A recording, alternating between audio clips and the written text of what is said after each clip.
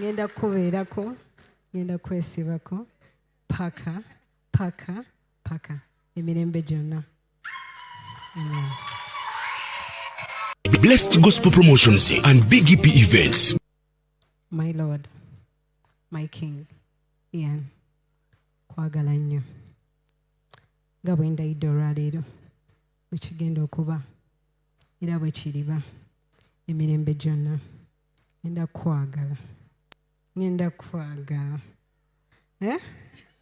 kutamya abalala.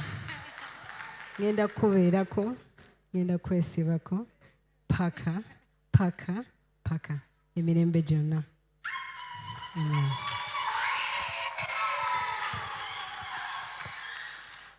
Well, munsi y'abagonjofu awo tewabaawo kyakwongerako. Ani alina empeta z'abagole bano? Blessed Gospel Promotions and Big EP Events. Okuva leero buli kyennina kyaffe babiri tukigabanenga. Kuno kwe kwagala kwenina gy'oli. Kano ke kabonero Katonda atuwa omukisa mu linnya erya Yesu. Amiina.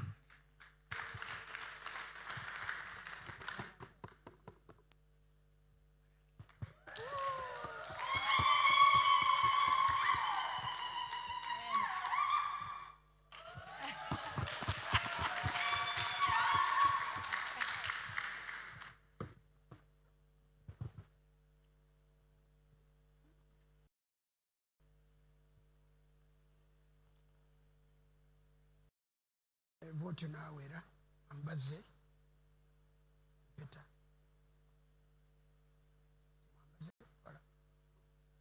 kwatira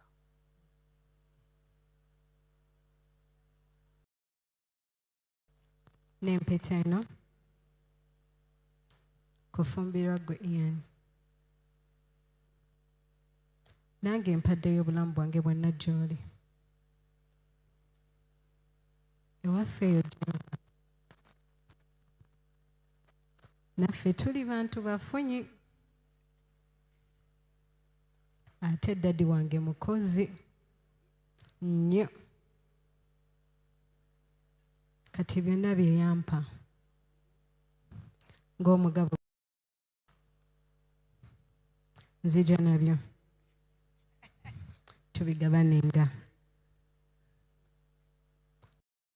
Bonelo akukwagala kwenina gy'oli mu Kristo Yesu omulokozi wange. Amina.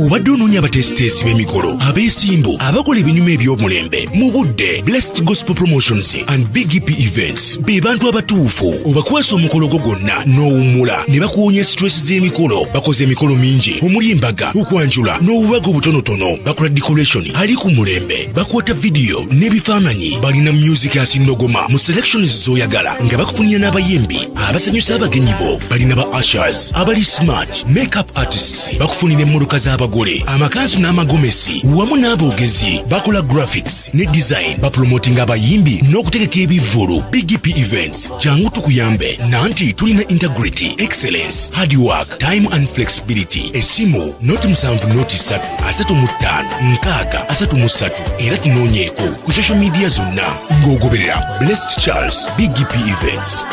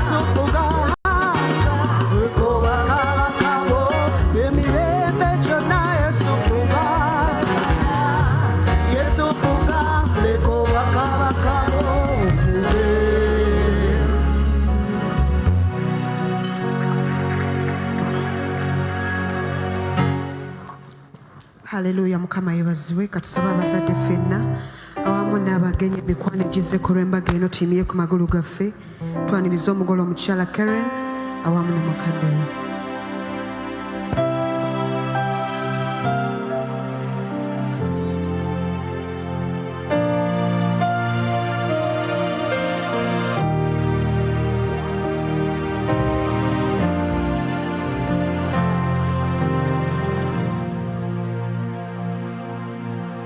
You've done so much for me, I cannot tell it all.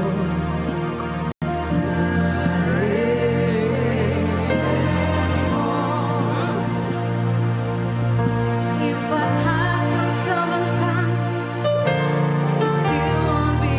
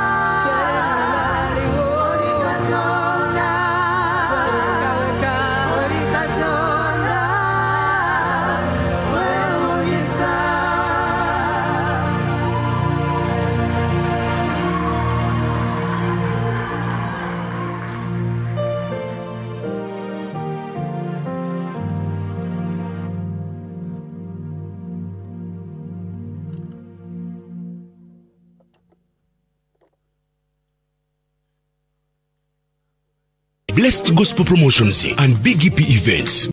Mukama yebazibwe. Mukama yebazibwe mbazemu.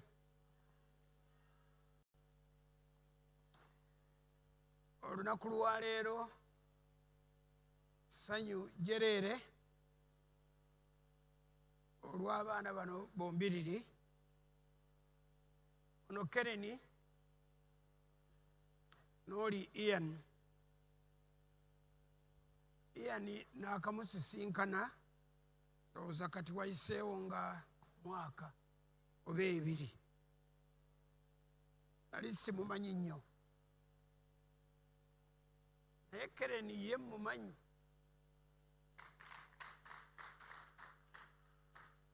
omusumba Kabuye munoonyesa maaso kati omusumba Kabuye yimirirako ono nno Ssaalongo emyaka 27 egiyise ono ye yali ayita mu lukuubo nga genda mugatta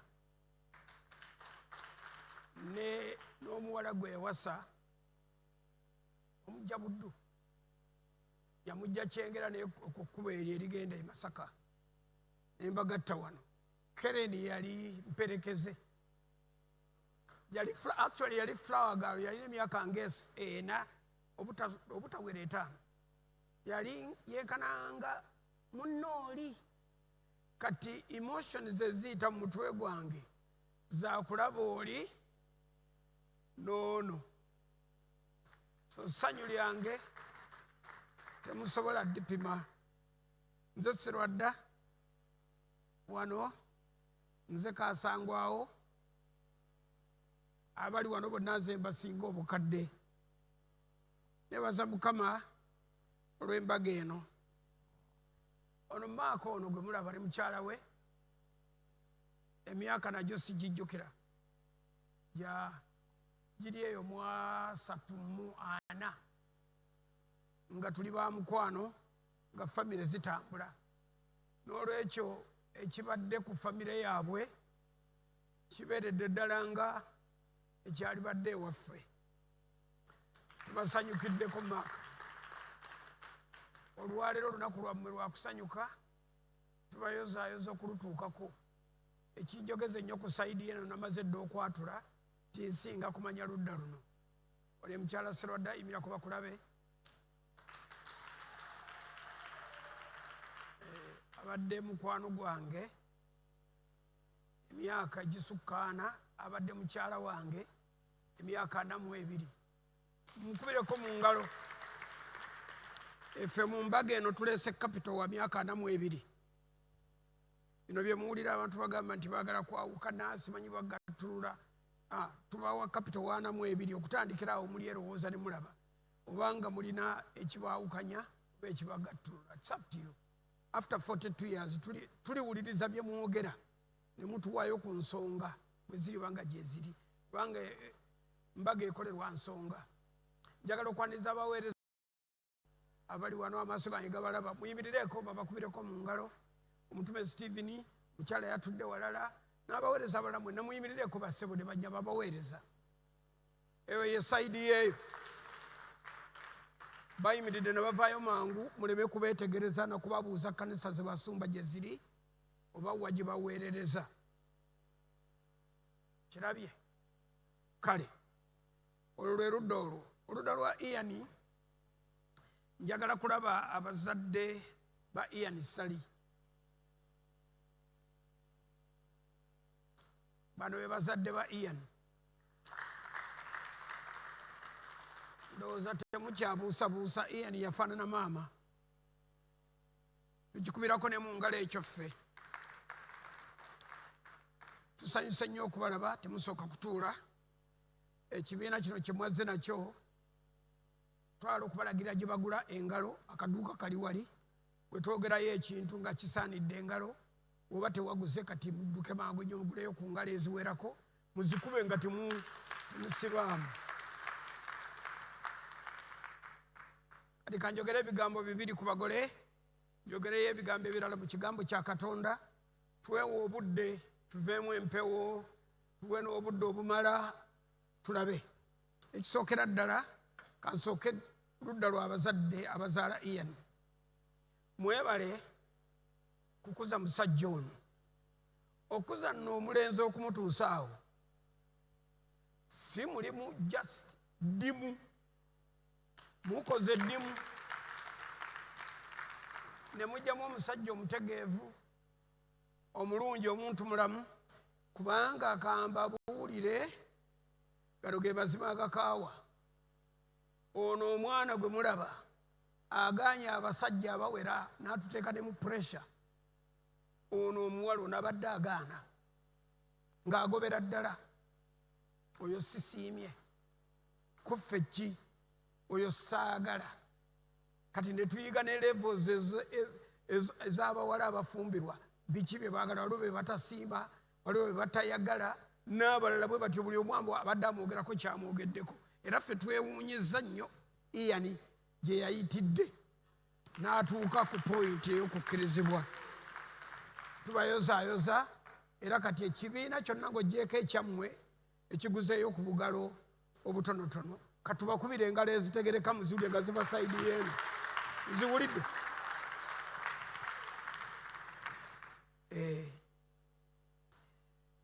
Omwami n'omukyala Mugerwa tusanyuse nnyo nnyini nnyo, era twebaza Katonda okubaleeta wano. Wano bayitawo mu Ndeeba. Kigambo Ndeeba kiri mispronounced, bakyatula bubi, kyali badde Ndeeba. Naye amawanga agali mu Uganda kati mangi, wano bayitangawo mu Ndeeba. Endeeba kigambo kiva mu kigambo luleeba. Oluleeba lwe lulagala olutaliimu kituli, olukola omulimu gw'okutereka oba okukontaininga omubisi, naddala omubisi omusogolerewo oba omwenge gwe baakasengejja. Kati abaagala okunywa bagunywera mu Ndeeba.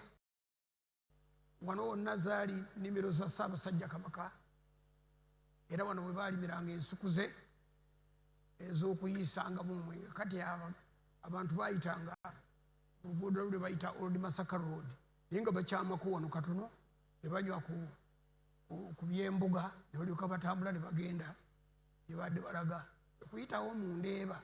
Naye amawanga agazze gawerawera wano ne gakyamyawo ne bayitawo mu Ndeeba, naye nga wano bayitawo mu Ndeeba. Tubaanirizza mu Ndeeba.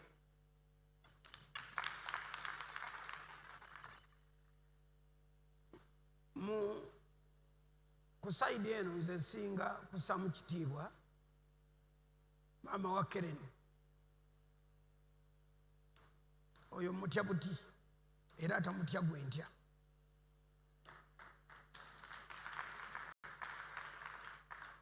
Okuza eggwala n'olituusaawo ng'atunula bw'atyo, nga mulungi bw'atyo. Kubanga omuwala eyeegeza mukyala Sserwadde obulungi aba mulungi nno. Naye okumutuusaawo n'atabatolokako kubuukira mu madirisa na kugwa bweru, okoze nnyo omulimu, okubiridde, otukoze bulungi. Ffe abaawano tetuswadde, tuvuddemu bulungi. Era gwe munda muli oyinza okuba ng'owulira bufumbiza biki biki, naye si gwe okiriko wekka, ffenna tukiriko. Tugabanye essanyu lyo. Ate ndowooza ne taata abadde ayambako. Naye abasajja babeera bize neerabirako, tubeera bize. Ebintu by'abawala bisinga kumanyibwa bannyaabwe. Mu butaata abawala babeera n'abakitaabwe, naye balina we batuuka ne batusalayo, badde ewa sayidi ya mami, ne babanga mami yavunaanyizibwa. Okoze nnyo omulimu. Era sayidi yo buli ayitibwa atannawasa, atannafumbirwa ng'ali ku sayidi eyo, gwe situka oyimire ku magulu go. Kasita oba nga tonnaba kuwayira ng'oli eyo tonnafumbirwa, situka.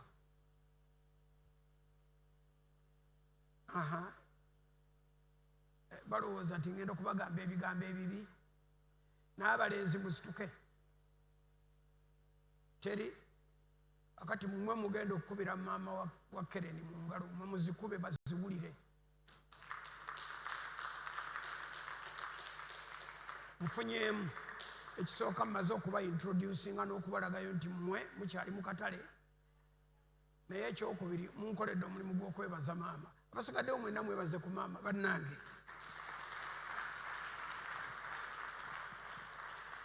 Kati olunaku lwaleero kandwogereremu n'ebigambo bino ebiva mu kyawandiikibwa era bayibuli esomesa nti okuyingira mu kigambo kya Katonda kuleeta omusana.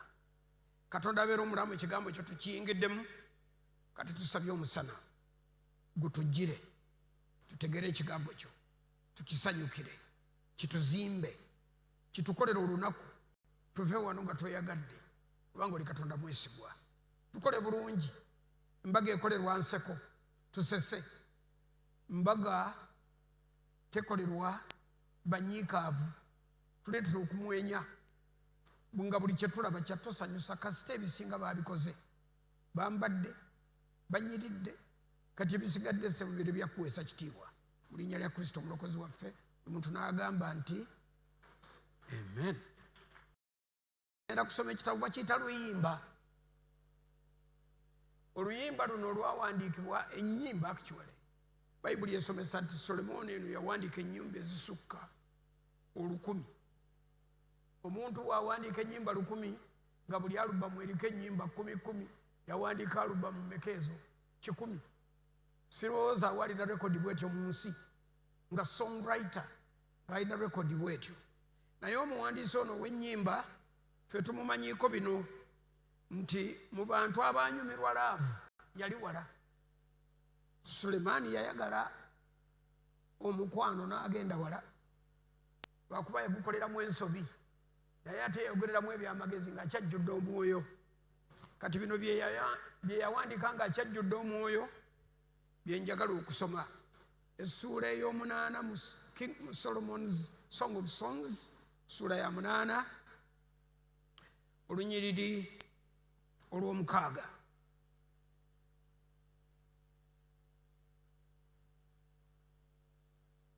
Olunyiriri luno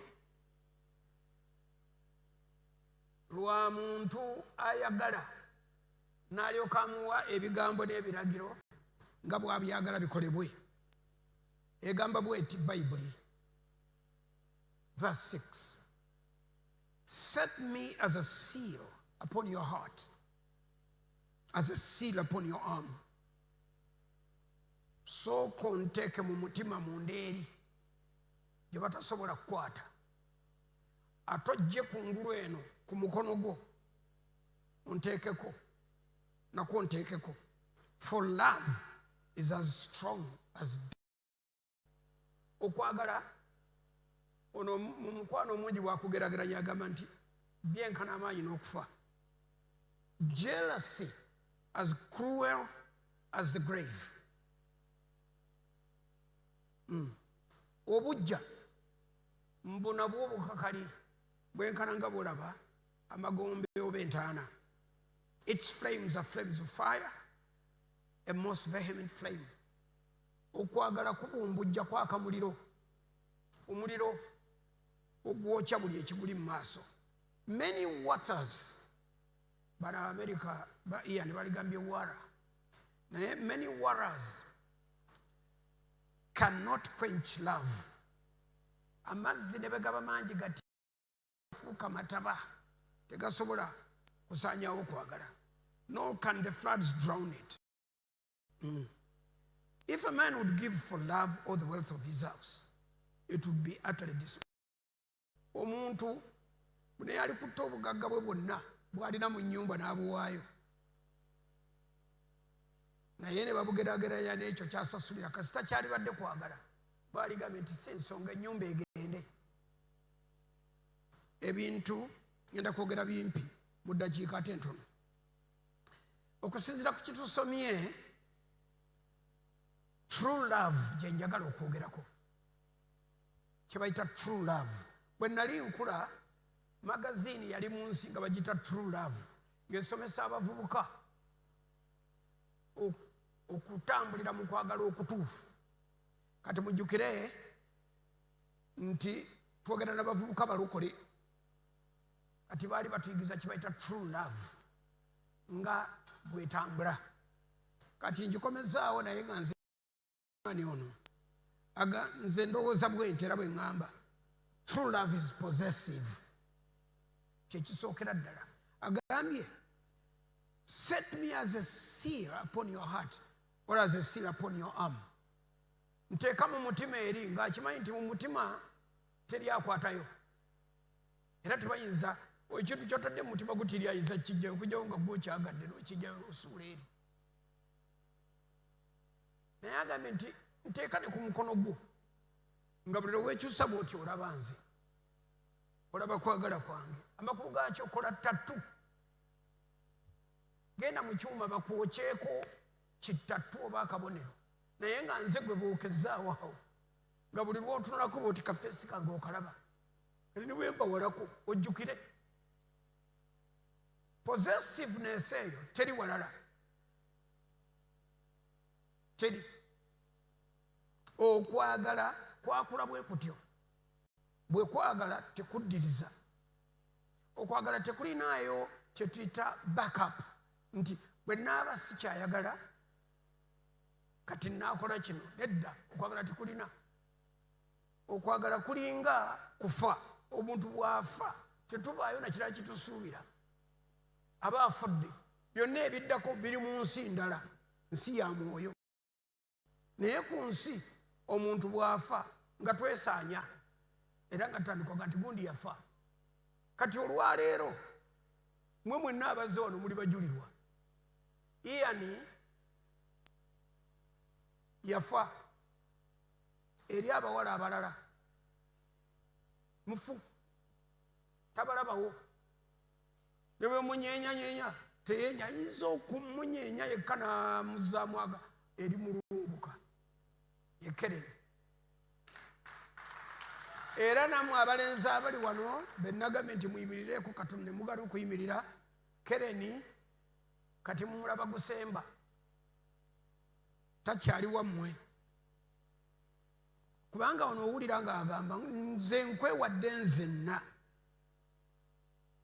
Owulira eddoboozi eryo, njagala 10 ku 10, teriiyo kirala. Nteeka ku mutima gwo, nteeka mu kifuba kyo, nteeka ku mukono gwo. Era bwe banaaba baweereddwa empeta okwambala, kaba kabonero ak'okwagala okwo okutagooka, okutaddirira, okutanafuwa, okutavaawo. Era ffe mu kkanisa ffe tetugatta bawala na balenzi. Badde ekigamba mutume Stephen, ffe situgatta balenzi n'abawala. Abo baana bato tebawenda bye bakola. N'abamu ku bo bayinza okuba nga ddaluli eri batawaanya. Ffe twagala bakazi na basajja, kuba bokka be bayinza okunnyonnyola ekigambo kye bayita kwagala. Bokka be basobola okugumira amazzi amangi gano ge batugambye nti n'amazzi amangi tegayinza kusaanyawo okwagala.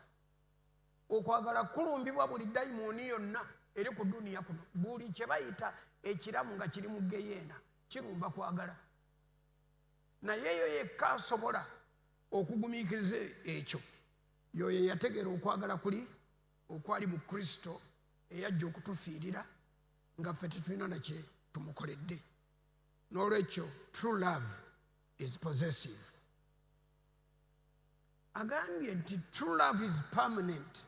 Ekyo kirowoozo kyange nakyo nze nkigambye, because wano atugambye nti for love is as strong as death, jealousy is as fierce as the grave.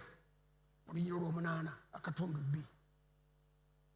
Nga bw'olaba olumbe bwe lunyweza gwe lukutte ne lutamuta, okwagala nakwo bwe kutyo bwe kubeera, kukwata omuntu tekuta. Era bana baga nti gundi yatamiira okwagala, balimba ettamiro livaawo. Omuntu atamiira ekiro kyonna n'akya ku makya nga gwamu amuseeko, era byonna bye yayogedde ekiro n'abyegaana nagatajjukira bye yayogedde. Okwagala tekwakula kutyo, kubeerawo ku makya ate n'olweggulo, ne kubeerawo nga muli mu mbeera nnungi oba nga si mbeera nnungi. Kati mubuuze ffe abaluddeyo myaka 20, 30, 40 ng'oli mu kwagala, olina n'ebyokuyigamu ebirala. Buli lunaku n'obaako ekipya ky'ozuula, kubanga okwagala kwakula kutyo, kuli permanent. Era ye Katonda kyava tavunaana kye bayita jealousy mu bufumbo. Ekigambo kye bayita jealousy bwe bujja omuntu okubeera ow'obujja naye bwe kibeera mu bufumbo abannabuddu tuliyita bbuba. Ebbuba tebaliyombera ne Katonda taliyombera ne Katonda taligaana. Ebbuba lyewuunyisa ne Katonda taligaana. Era buli ekitawaanya maama kasita akyogera kikolwako oba oyagala oba toyagala. Ate tosuubira Katonda ono gwe tuweereza temumusuubiranga nti agenda kubeera ku sayidi eri endala. Saara yalina olutalo n'omuwala bwe yakuliza mu nnyumba ye ng'ate era yasaggestinga omwami we bazaale omwana n'omuwala oyo. Naye olunaku ebbuba lwe lyasituka nagamba gomba omwana ono ate n'omwana gwe yazaala ne mumugobe. Ibulayimu naga nti eno ensonga kati efuuse ya Katonda. N'agenda ewa Katonda n'agiroopa. Kakati Saala ayogera biki? Ate nga yakkiriza nti agali azaala omwana abeere wuwe, kati yeekyusizza. Agoba omukyala, agoba omwana omuwala oli amugoba agali, ate n'omwana amugoberako. Katonda n'akyuka ng'alinga, era Katonda bw'abeera n'agamba nti wuliriza Saala ky'agamba, oyo omuwala agende n'omwana naye agende. Ate Mukama ye mwana yekka, nze gwe ninawo, ate biki namuga nti Saala kyayogedde irize. Naye lino bbuba ndikkiriza, eggulu likkiririza ddala ebbuba. Era omuntu wakuba ekikonde ng'akikubira ku mukyala we tobuuzanga. Ekimukubisa bbuba, ate tewaliyo omusango gwa muntu abubira mukwano gwe. Teguliyo. Oli bw'alaba weereraanyiza mukyala we, kati nga bano batudde wano omu babiri basatu, waliwo omuntu ali wakati, tusobola ogambirawo naye ggwe mukulu dda mu ntebe eno. Singa bali babadde bafumbo tubeera justified kati yabadde alowooza ki? Va ku bye tulowooza, gwe viira mukyala wooli atuule nebba. Va ku byolowooza. Kati yabadde asuubira ki? Va ku byosuubira. Ebbuba lyo bbuba, bajja kukuba ekikonde kya bwereere, ate tojja kyesiimula ekikonde kyakola kityo. Bakikuba n'okiyogera bwogezi nti omusajja nankuba eŋŋuumi, omusajja nankuba ekkuufu, omusajja nankuba ekikonde, obeera olombojja maanyi gaakyo nga kyo kikunoze. Kakati munnaye bwe munaalabanga nga bano yatibwa kijogera ku bano, nze nali nakawasa mukyala wange ninga njagala okumulaga tanga bwe nti netambula ffenna ne lwe tulina ssente 10 nga kibaamu olumu ekitujja Makerere oba ewandegeya kituleete mu kibuga watu tutambulewo ne tutambulawo. Kakati ng'abantu kibanyiiza nnyo nze okumukwata ku mukono, naye ng'ate baamala emyaka nga bandaba nga sina gwe nkwatako. Kakati nga neewuunya bano abandaba nga sina gwe nkwata ku mukono, kati ate ne banyiigira okukwata ku ono, kati bagala nkwate kwaliwa. Kakati nze munda muli nenfuuka rebellious eri abalabi n'aboogezi. Nze nentambula naye nabuuliranga enjiri emirundi 2 nenjulira ye nemuwaako ekyokulabirako. Kati enjiri etutamye notutama ayogeraku oyo yekka. Kati nga njala kubabuuza mumpeeyo omulala gwenkola ntya kwempa njogerako, nze ono gwe njagala mwogere kuba mmwe. Ani abaganja? Maaka mukulu Maaka bw'oyogera ku ono kati ebibuuzo ne bibawa. Buuliza neyibawo nti naye bw'oyogera ku kati Kabuye, bw'oyogera ku Naalongo kati olwo ebibuuzo ne bijjira ki? Byo byaki ebibuuzo ng'oli ayogera ku gwayagala? Ono yawandiika essuula namba Katonda n'agikkiriza ejje mu Bayibuli ng'ayogera laavu. Amanye ebintu ebyo bwe bityo byali badde tebyogerwako, ate bitya nga Katonda yabikkiriza mu kitabo kye. Ekyo baani abateeko kisoma? Kino tukisomerenga baani? Song of Solomon yonna laavu njereere. Nteeka ku mutima gwo, onzigyako, teeka ku mukono kyako nga 3. Kati bino ebigambo baabiwa baani? Mwenna mugamba amiina. Kyova olabanga okwagala ekiragiro ekikuliko kigamba okuva kati mpaka okufa lwekubaawukanya. Because love, true love is permanent. akati laavu nno okubeera permanent baliikiriza ndiikirize mwamaze dda notegeera nti nze siri mubuulizi ndi musomesa wa bayibuli laavu bagiriikiriza laavu erya breakfast laavu n'erya lunch n'erya dinner n'enywayo n'ekikopo kya kofi ng'omutannagenda kwebaka eyo ye laavu yakula bwetyo yakuliikiriza abakazi buli ku makya baagala okuwulira nga babagamba oli bulungi basise bulungi kibamala basiibira okwo ne bwatalya mmere omukazi ayinza okugejja n'abeera nga bulaba ekidomola ng'abigambo byawulira era mmwe abalinawo obuwala buno bu mosquito kati kano kalaba kano lwakukapamba ngoye bwe kati naye gwe tandikira wano olwaleero okagambe I love you naye olwaleero onyumye akaga naye raba kale linda kubeera awo omuba ekifaananyi ne bwokuba empewo gwe neweeterezaga tolina kifaananyi bw'olaba akugambye nti kandabe ekyokubye mugerindako bimaleyo byonna kati oddemu okube mangu mangu biwerewereko okibuzeebuze ne bwokuba empewo ekyo kimugezza obadde oga nti bagejja binene ono yali sayizi alaziibwa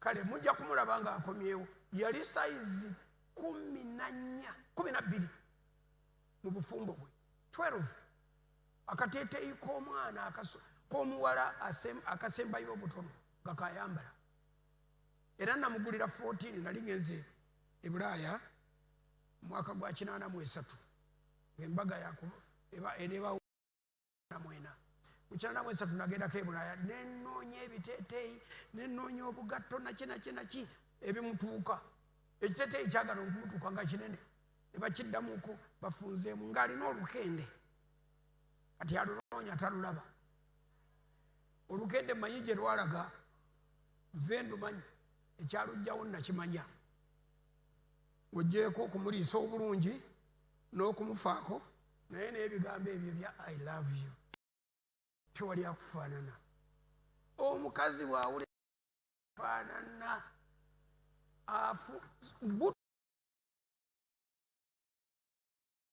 Blessed Gospel Promotions and Big EP Events. kyaliwo ng'ensi tennayonooneka katonda we yagambira nti muzaale mwale ensi eri tennatabuka temwali kibi na kimu kyekyo obufumbo ffe tubulinako ensonga esooka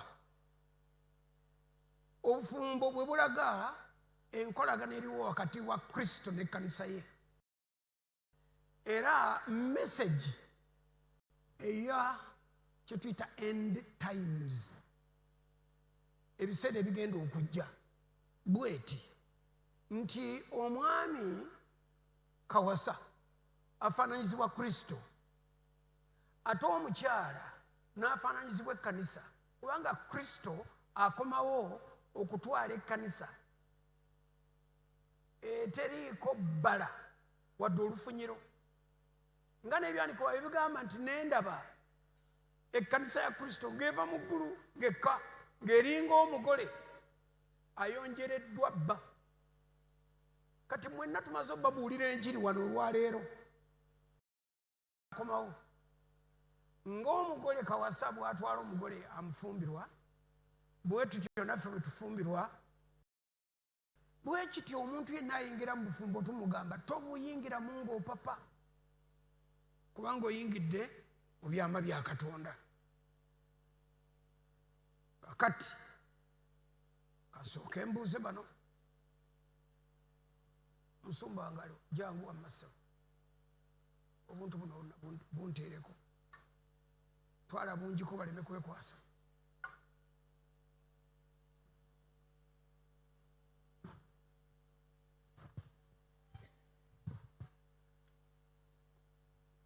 amateeka ga Uganda galagira nti bwe tuba tugenda okugatta omugole tubale kubuuza oyinza okubaawo ensonga eziyinza okwekwa eyo gye balaga obufumbo ne bufa so galagira tubale kubuuza naye kirimu n'amagezi ga bayibuli omuntu okumala okubuuza kubanga wayinza yonna katusooke Ian ono n'ebintu yabitandika Ian wamma ggwe olina ensonga yonna eyinza okukulemesa okuwasa omwana omuwala oli kaalaala bweba weeri yogera nti weeri bweba tewali teriyo dadi teriyo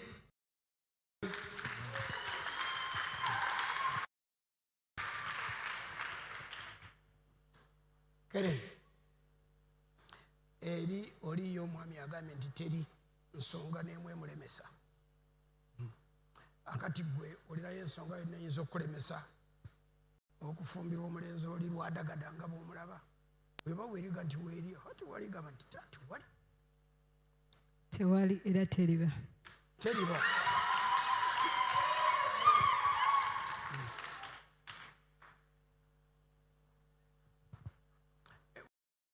eyazze wano ng'oli ku mission ng'olina ensonga yonna eyinza okulemesa abaagalana bano bombi okufumbiriganwa mu bufumbo obutukuvu bw'oba wooli situka kaakano ojoogere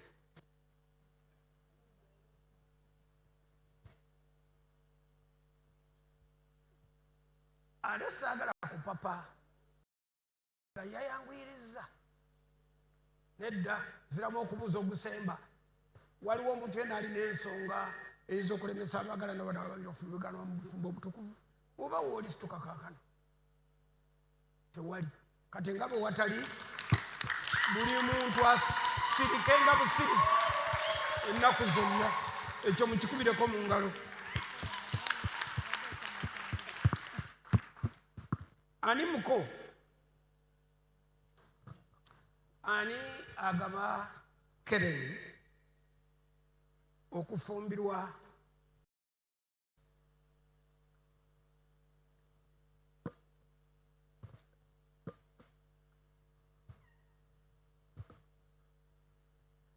ani yalidde enkoko z'abandi atayagala kwejjayo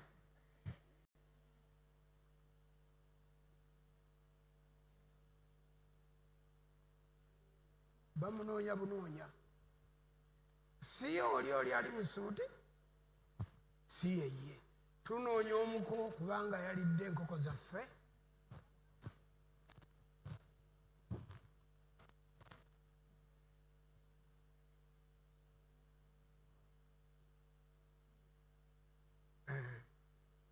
azuuse kale banne mulabe yeekwese eno yeekwese sayidi eno tumuzudde jangu wano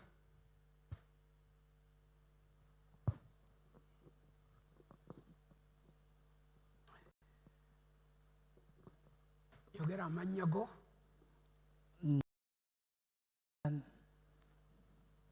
Alan Nyamusoma. ono omwana omuwala omuyita otya Muganda wange. Mwanyoko Yeah. good akati obeddeawo weekwese eri ng'oga tetukuzuule oyinza okulya enkoko n'odduka nkoko wagifunye Yeah. good kale akati wuliriza ebiragiro byange biwulirize wasoma notukako mu P7 ekibuuzo kya P7 njagala otambula okuva wano ogende ewali mukoddomi wo mukwateko mu ngalo mulamuseeko mugambe biri bye twagamba okukola ngenda kumuleeta sisita omala oveeyo ogende eri ewammwe ogambe sisita wo nti tunakusawa yagenda musitule otambule naye ogende wa mukoddomi wo omumukwaseeyo nga bukyali eyo ate oba ndiitire wano mu ndeeba ojja kunsanga wano akazindalo kayi katutokatwala katukulaba oba wayita ebigezo bya P7 ne bw'onoosuulako emiwaani naye tukulaba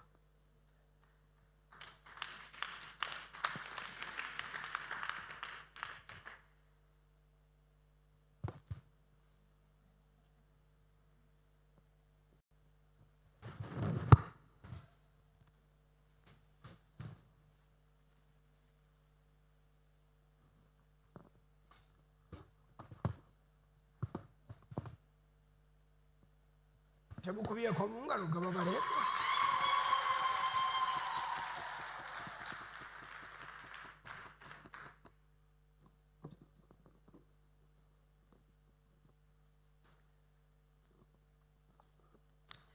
Olina ebigambo byalugamba mwannyoko nga sinaba mugatta na mukoddomiwo bwe bibaawo byogere. Ekitanda kyo twakifulumizza ne tukigaba.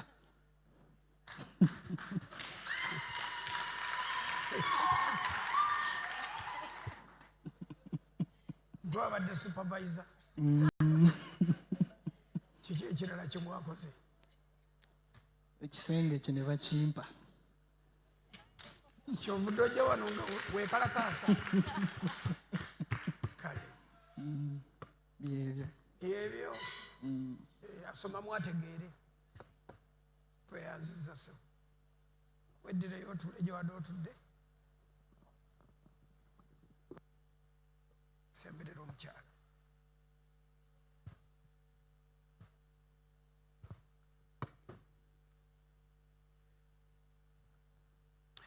Stage esooka ogiyiseeko.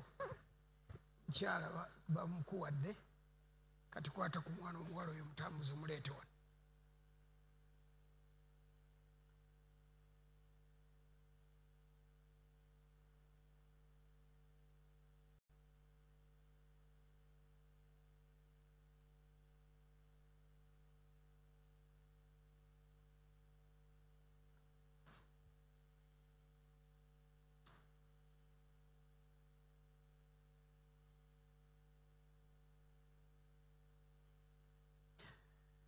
Bannyabo ne bassebo abantu bano bombiriri, ono Ian n'ono Karen, baagala kaakati okuyingira obufumbo obutukuvu era bagenda kulayira.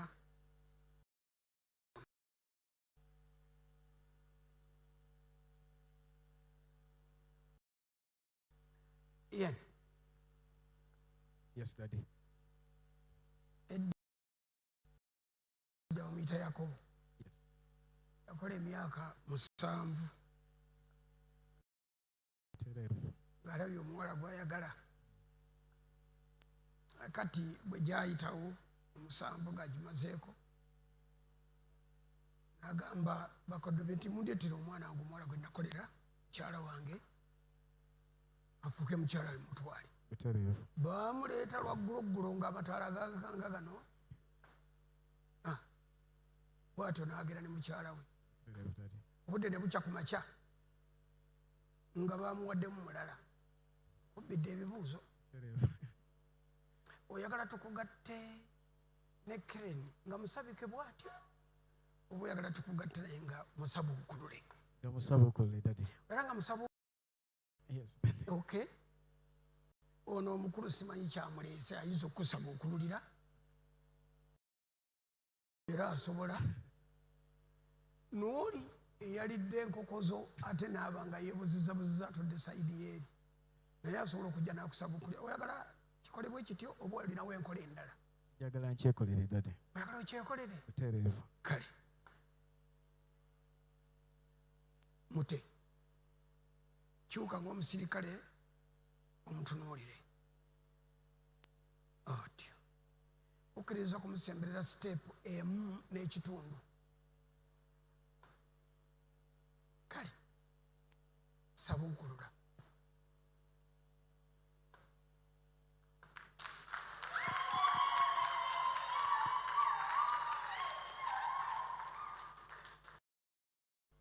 Yoyo Ye, Daddy. yoyo Ye.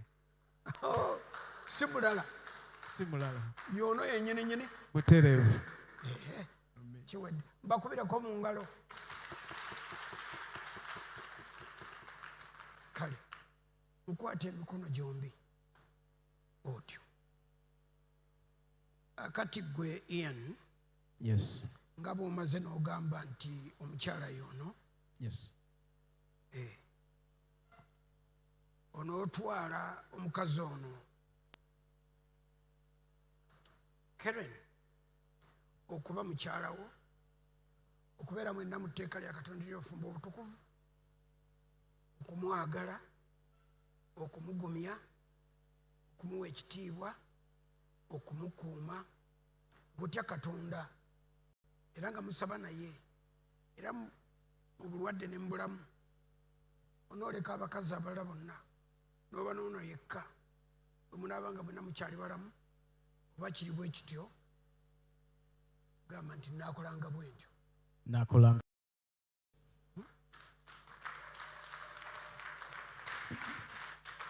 gwe Helen onootwala omusajja ono Ian okuba omwami wo gw'ofumbiddwa okubeera mwenna mu tteeka lya Katonda ly'ofumba obutukuvu nga biriragira okumuwulira okumuweereza okumwagala okumuwa ekitiibwa n'okumukuuma ng'otya Katonda era nga musaba naye era ne mu bulwadde ne mu bulamu onoleka abasajja abala bonna n'oba noono yekka oba kiriwo ekityo ogamba nti naakolanga bwe ntyo nakolanga bwe ntyo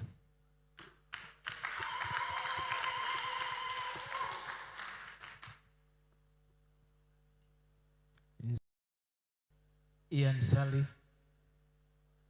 nkutwala gwe Karen Mukisa okuba mukazi wange gwe mpasiza mu bufumbo obutukuvu okuva leero mu kukkiriza kwa Mukama waffe Yesu Kristo n'okufuna amaka mu bulungi ne mu bubi mu bulwadde ne mu bulamu nja kwagala nja kunywererako okutuusa okufa we tuli twawukanya okusinziira ku ndagaano ya Katonda mu maaso ga Katonda mu maaso g'abazadde baffe n'emikwano gyaffe bonna abaze nze Ian Sally nziramu okukakasa okukkiriza kwange nti nze nalokoka ate mu nsi muno temuliimu mukazi mulala yenna gwe njagala gwe weka mu linnya lya Yesu omulokozi wange amen.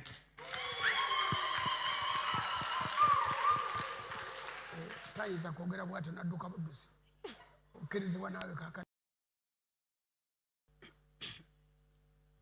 nze mu maaso ga Katonda nziramu okukakasa ti mu nsi muno teri musajja mulala gwe njagala gwe wekka gwe njagala mu linnya lya Yesu omulokozi waffe amen.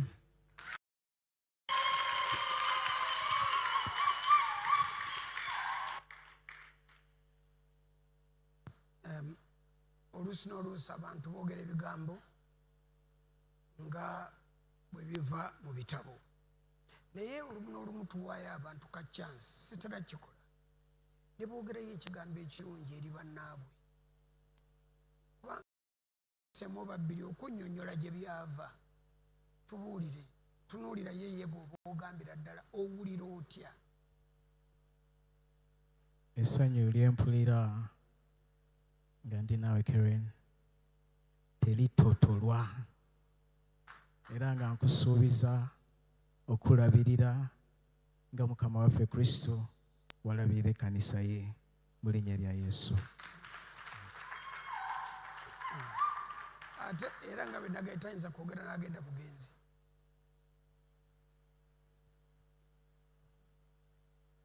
My Lord, my King, Ian, kwagala nnyo nga bwe ndayidde olwaleero bwe kigenda okuba era bwe kiriba emirembe gyonna ngenda kwagala kutamya abalala ngenda kubeerako ngenda kwesibako paka emirembe gyonna. Amen. Well, mu nsi y'abagonjofu awo tewabaawo kyakwongerako. Ani alina empeta z'abagole bano? Zatuuse dda wano bazinyangwiriza. Abaana beevudde ssente bannange, mulabe empeta. Nammwe mugulanga bwe ziti. Abeeno nammwe kambalageko muleme egamba nti mpaaniriza. Ian, go abitandiikiriza.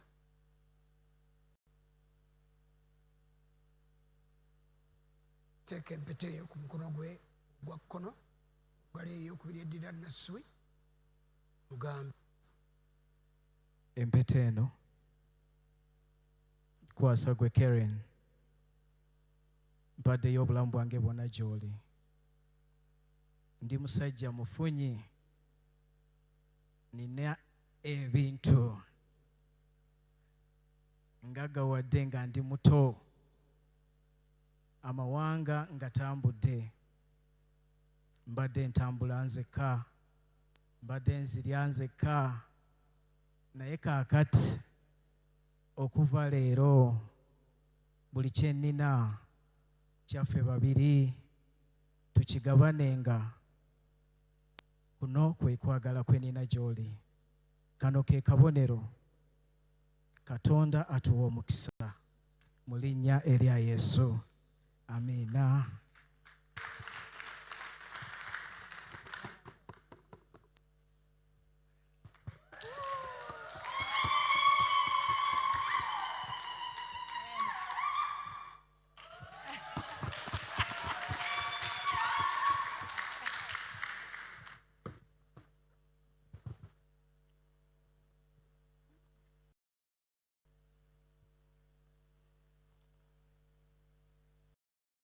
Bwotyo naawera ambaze empeta.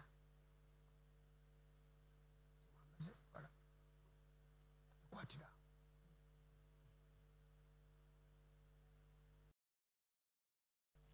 N'empeta eno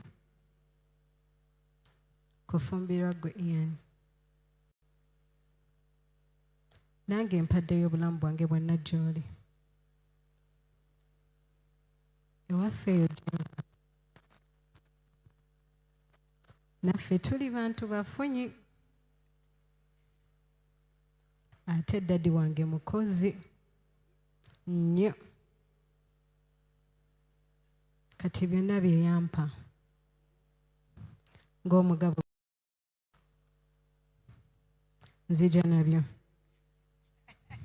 tubigabanenga.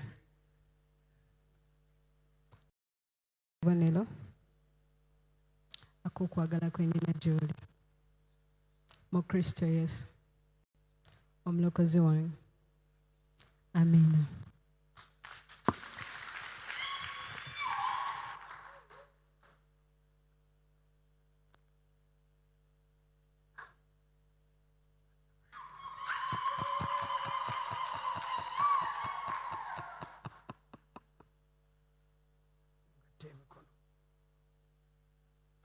Omukono ogwa omusaala.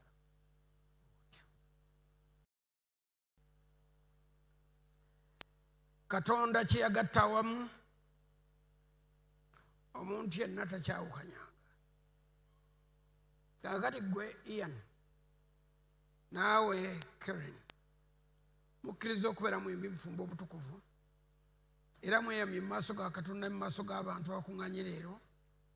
Muwaddeyo obweyamo, mukakasizza okukkiriza kwammwe buli omu eri munne era muwanyisiganyizza empeta. Bwe kityo okusinziira ku buyinza obwampe bwa Mukama waffe Yesu Kristo eyampita okubeera omuweereza we era omutume, nampa obuyinza okugattanga abagole, ate n'obuyinza obwokubiri obwampebwa amateeka gafuga eggwanga lino era agampa layisinsi okugatta abagole. Kakati nangira mu maaso gammwe nti mwe mumaze okufuuka omuntu omu, omwami Ian n'omukyala Karen Basali. olw'okuba mugattiddwa wamu mu linnya lya Mukama waffe Yesu. Akolimirwe oyo ayagala okubagattulula. Akolimirwe oyo ayagala okubayuzaamu. Aweebwe omukisa abayamba okutambula ng'endagaano gye mukoze bweri. Endagaano eno esinga endagaano eza bulijjo mukago. Mugutambuliremu, mugunywereremu, mugubeeremu, n'omukisa ogujjira ku ndagaano eno gubajjire. Muzaale abaana. Olunaku olumu bakyogere, tugenda wa Ssaalongo Ian. Olumu bakyogere, tugende tulabe ku Nnaalongo Sali. Kyogerwe nti ono omuwala n'omulenzi ono, omusajja ono n'omukazi ono, ba Ssaalongo ne Nnaalongo. Kyogerwe nti obugagga bwonna obw'ensi bwabwe, obugagga obw'ensimbi, ebyapa by'ettaka, ebidduka, obugagga obw'ensibo, ebikwekeddwa mu ggulu ne ku nsi bibasumululirwe. Katonda abawe emyaka, abawangaaze, abasanyuse, abakole bulungi. Mukwase omulabe Setaani obujja, era muleete omukisa ate n'essanyu eppya mu famire zammwe. Katonda abeere n'obulamu bwammwe, mubeere n'omukisa mu kibuga ate mubeere nagwo mu kyalo, mbeere n'omukisa nga mufuluma era nga muyingira. Emirimu gy'emikono gyammwe giweebwa omukisa. Abaana bammwe baligitenga ng'ennyana okwetoolola emmeeza zammwe. Ewaka wammwe tewabulanga mmere, tewabulanga bintu, era mmwe temuliyitibwa badooba, temuliyitibwa banoonya bubudamu, mmwe temulinoonya byakubeeramu. Katonda abawadde ebyammwe, ensi ebatunuulire yeewuunye nga Katonda abakoze obulungi. Yogedde omukisa ogwo okuba ne musajja wa Katonda mu linnya lya Kristo omwana wa Katonda omulamu. Amiina.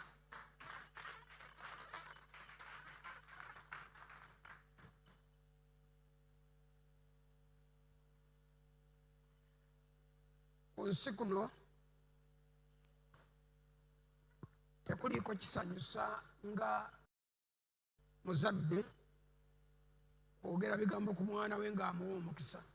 Oba abimanyi nnyo oba tabimanyi si nsonga, naye taatawo bw'agamba nti genda owangaale mwana wange, ekyo kimala. Mwana wange genda ogaggawale, ekyo kimala. Mwana wange genda obeere bulungi, ekyo kimala. Olwamaze okusaba omukisa, nze omukisa ogwange mumpulidde nga ngusaba, nja kuyita n'abaweereza oluvannyumako, naye kati bano abafukamidde wano baagala mukisa gw'abazadde. Eno njagalayo abantu nga 10, n'eri mujja kujja nga 10, mujje musabe omukisa. Musituke.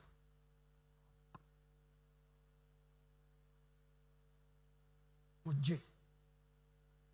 Bwe mwebala nga muweze 10 nga mumanya nti ndekedde awo okubala.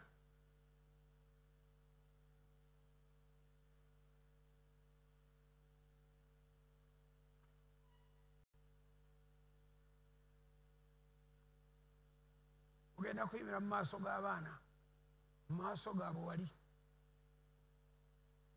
Temutya kuyimira mu maaso g'abaana oti waba buko. Ekkanisa teyinza kuyingirwamu buko. Tekisoboka. Obuko butya ekkanisa, butya n'amasannyalaze. Kyekyo mubasemberere, mubasemberere, basemberere, mubaliraane. Ne bwe munaakola mutya ojja baliraana. Temwefuutiika, mujje n'eno yonna.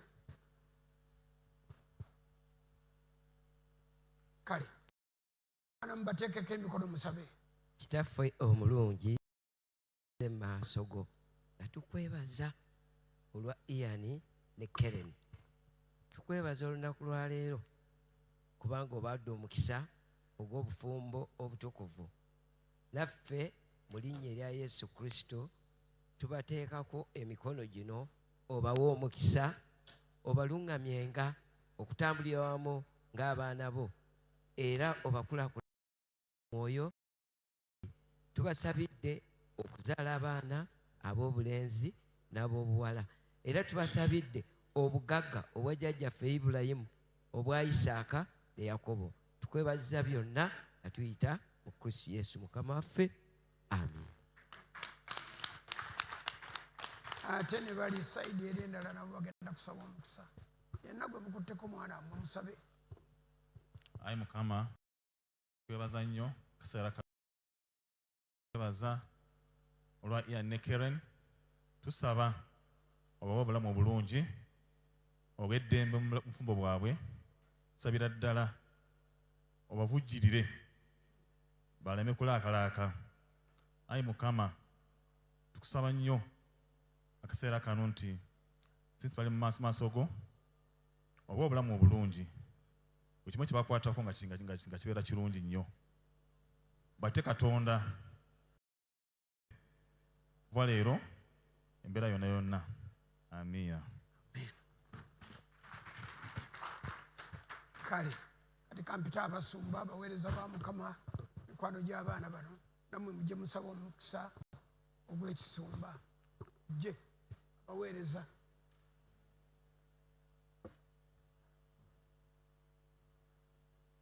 Ojja kubawa obudde okulisa.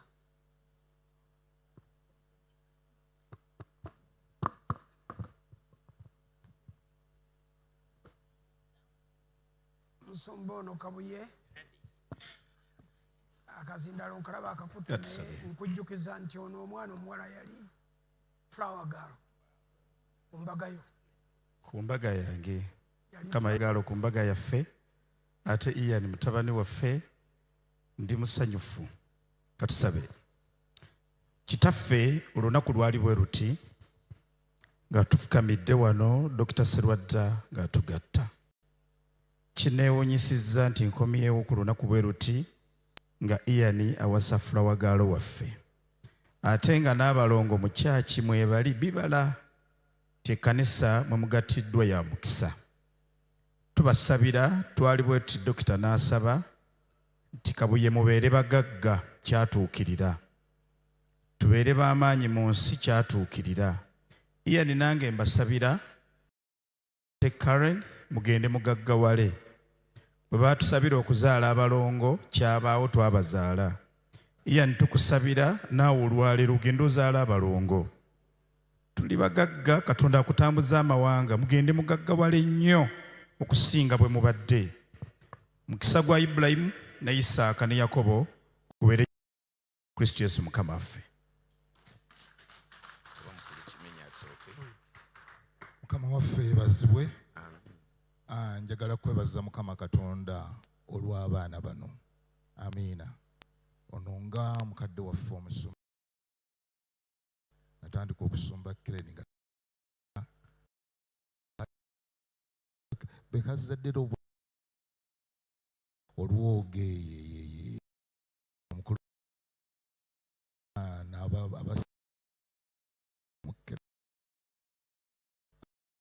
twafumbira ne mukyala wange ono.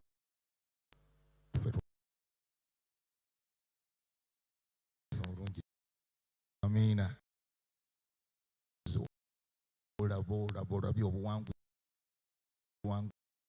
naye Mukama njogera obuwangu amu bwammwe mu linnya erya Kitange. Tukwebazizza Mukama Katonda wange, gattiddwa olwaleero Mukama Katonda bwabwe na bwabwe Mukama de Joseph Serwadda mukadde waffe omwami ono okubeera bongo ekyo nange enki eryayo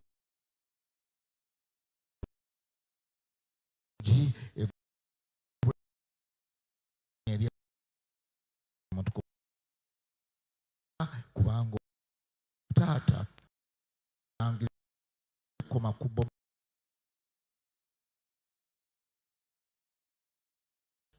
Kristo Mukama waffe.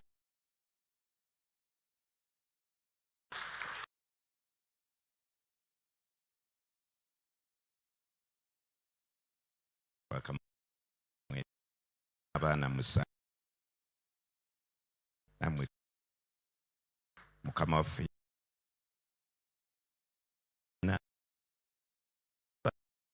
ya mukama mugasookera pene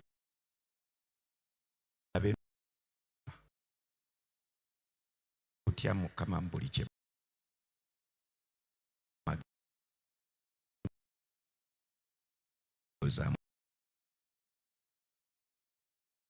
tusaba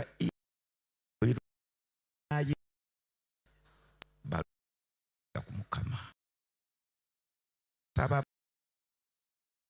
uliranga ziganya unagikolangako ala z'abaana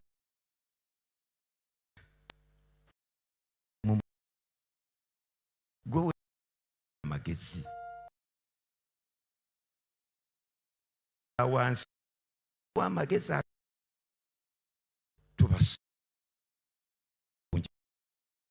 tubasabye agava amagezi ga divorce tegava waggulu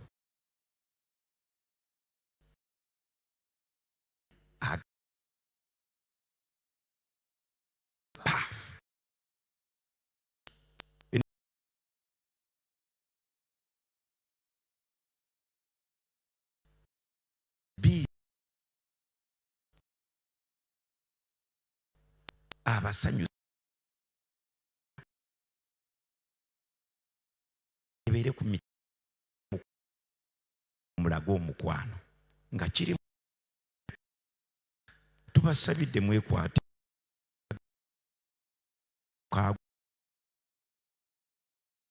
tima gyekiri ate ne mukisabi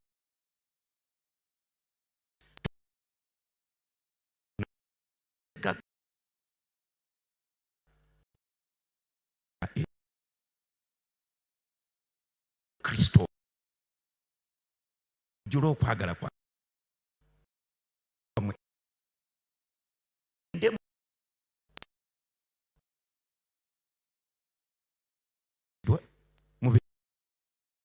mubuke lumu yaba omufumu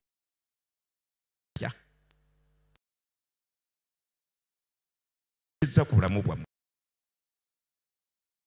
Yesu. God bless.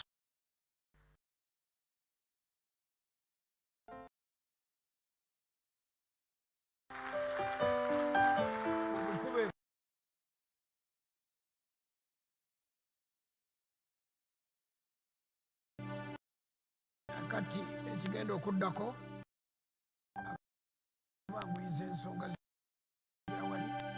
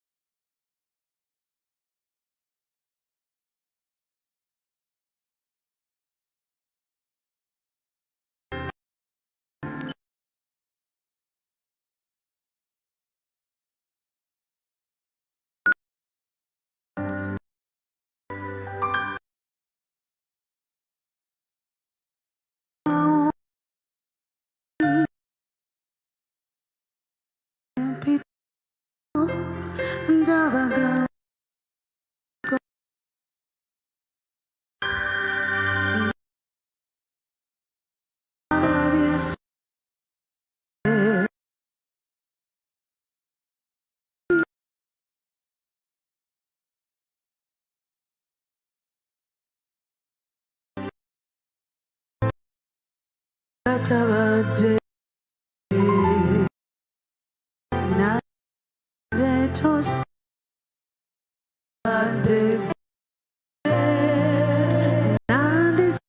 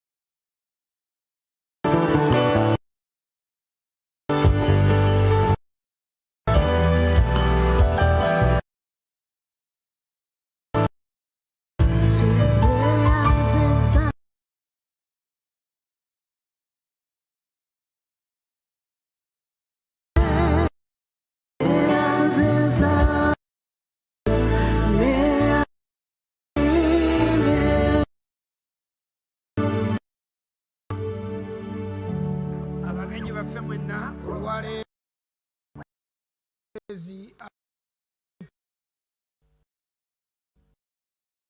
2026 Ian single tawasangako technician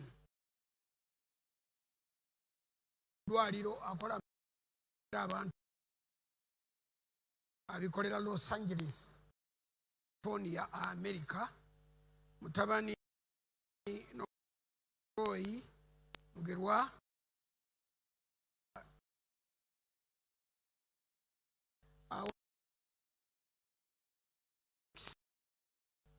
tafuna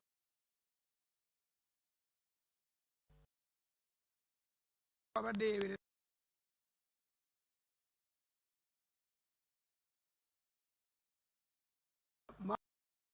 n'omukyala Mukisa, business man and woman. Nti ffe be mwalo tubakwasa ekkubo lino.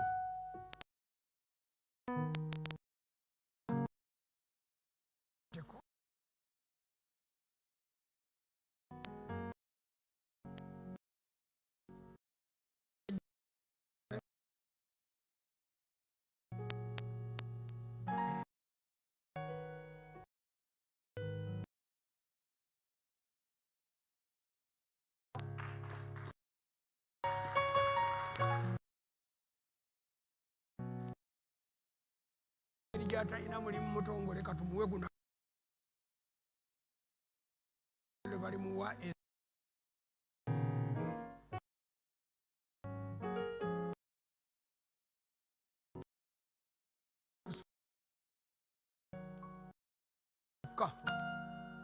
ebisigaddewo mujja kukola nga bemwa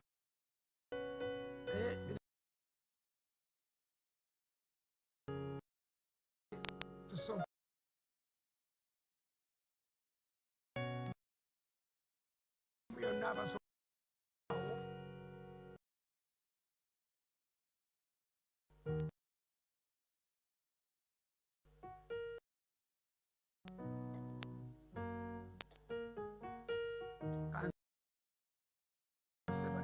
anyambeko ekifaananyi ekiddako kyaba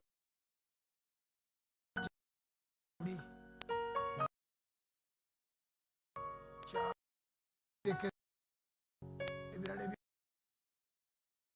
nobikubira ebweru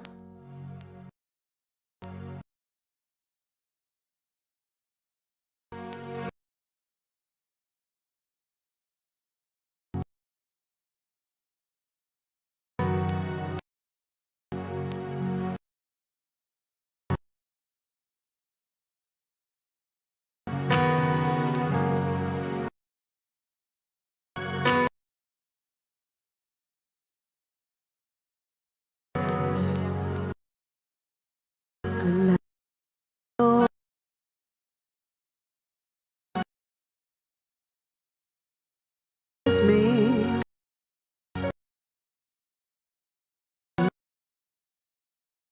in your head from wake up until my head I will see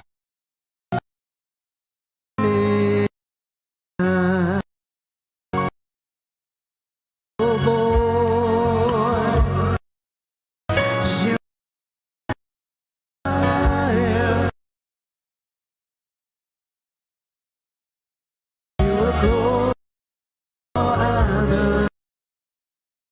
I've known you as a father. I've known you as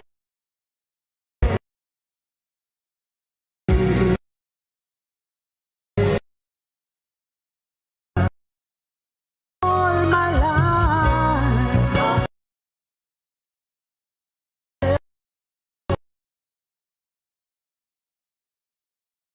Life you have.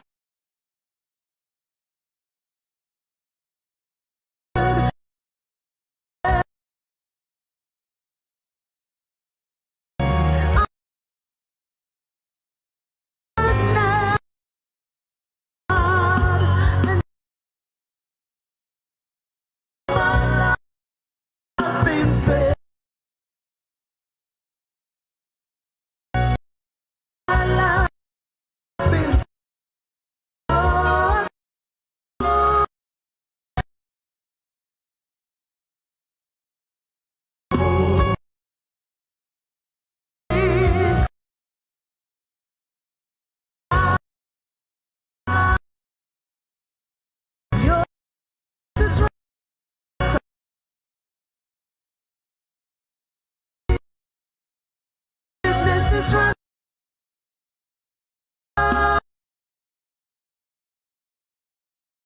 Surrender.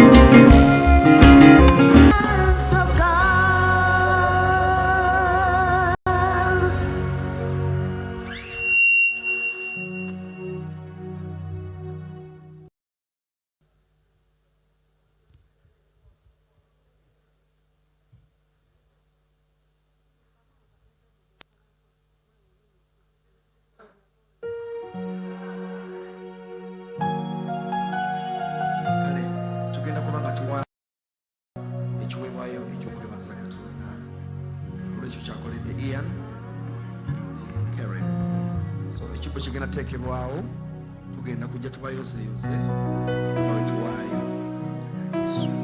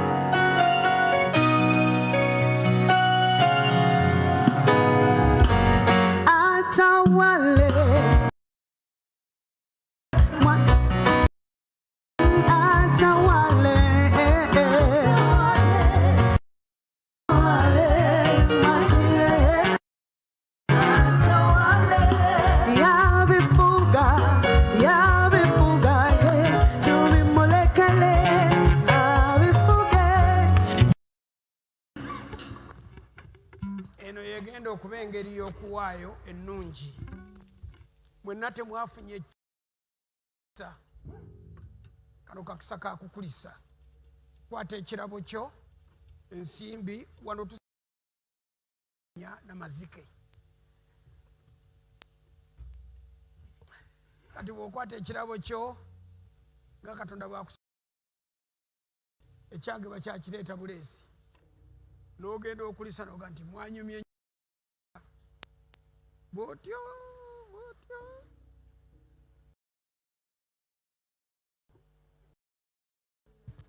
awo tonyenye wano tolwerawo ddala kubanga totekwa kukola traffic jam wano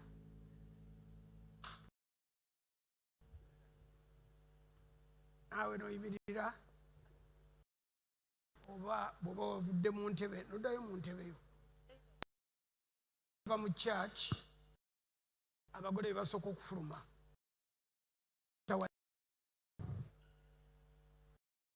boddayo mu ntebe yo kakati bajja kuyitale nga bafuluma kitegeeza awo wonna wabeera weereere va mu ntebe mu abatudde awo kubanga abagole bali eri mu church goberera nga bonola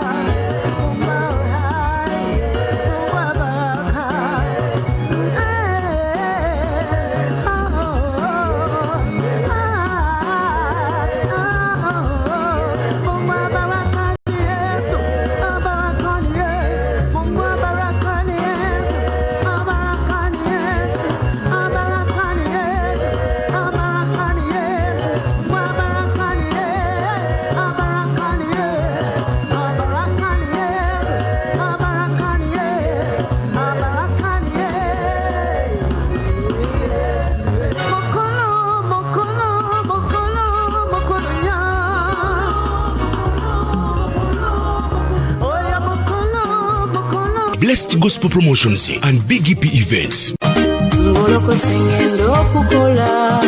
Obadde onoonya abateesiteesi b'emikolo, abeesimbu, abakola ebinyuma eby'omulembe mu budde. Blessed Gospel Promotions and Big EP Events be bantu abatuufu obakwasa omukolo gwo gwonna n'owummula ne bakuwonya stress z'emikolo. Bakoze emikolo mingi omuli embaga, okwanjula n'obubaga obutonotono. Bakola decoration ali ku mulembe, bakwata video n'ebifaananyi. Balina music asindogoma mu selections z'oyagala nga bakufunira n'abayimbi abasanyusa abagenyi bo. Balina ba ushers abali smart, makeup artists bakufunira emmotoka z'abagole, amakanzu n'amagomesi wamu n'aboogezi. Bakola graphics ne design, bapromoting abayimbi n'okutegeka ebivvulu. Big EP Events jangu tukuyambe nanti tulina integrity, excellence, hard work, time and flexibility. Esimu noti 7 noti 3 35 6 era tunoonyeeko ku social media zonna ng'ogoberera Blessed Charles Big EP Events.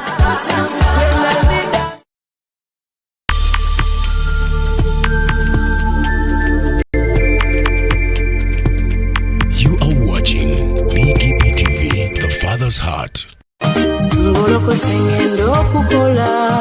Obadde onoonya abateesiteesi b'emikolo, abeesimbu, abakola ebinyuma eby'omulembe mu budde. Blessed Gospel Promotions and Big EP Events be bantu abatuufu obakwasa omukolo gwo gwonna n'owummula ne bakuwonya stress z'emikolo. Bakoze emikolo mingi omuli embaga, okwanjula n'obubaga obutonotono. Bakola decoration ali ku mulembe, bakwata video n'ebifaananyi. Balina music asindogoma mu selections z'oyagala nga bakufunira n'abayimbi abasanyusa abagenyi bo. Balina ba ushers abali smart, makeup artists bakufunira emmotoka z'abagole, amakanzu n'amagomesi wamu n'aboogezi. Bakola graphics ne design, bapromoting abayimbi n'okutegeka ebivvulu. Big EP Events jangu tukuyambe nanti tulina integrity, excellence, hard work, time and flexibility. Esimu noti 7 noti 3 35 6 era tunoonyeeko ku social media zonna ng'ogoberera Blessed Charles Big EP Events. Obadde onoonya abateesiteesi b'emikolo, abeesimbu, abakola ebinyuma eby'omulembe mu budde. Blessed Gospel Promotions and Big EP Events be bantu abatuufu obakwasa omukolo gwo gwonna n'owummula ne bakuwonya stress z'emikolo. Bakoze emikolo mingi omuli embaga, okwanjula n'obubaga obutonotono. Bakola decoration ali ku mulembe, bakwata video n'ebifaananyi. Balina music asindogoma mu selections z'oyagala nga bakufunira n'abayimbi abasanyusa abagenyi bo. Balina ba ushers abali smart, makeup artists bakufunira emmotoka z'abagole, amakanzu n'amagomesi wamu n'aboogezi. Bakola graphics ne design, bapromoting abayimbi n'okutegeka ebivvulu. Big EP Events jangu tukuyambe nanti tulina integrity, excellence, hard work, time and flexibility. Esimu noti 7 noti 3 35 6 era tunoonyeeko ku social media zonna ng'ogoberera Blessed Charles Big EP Events.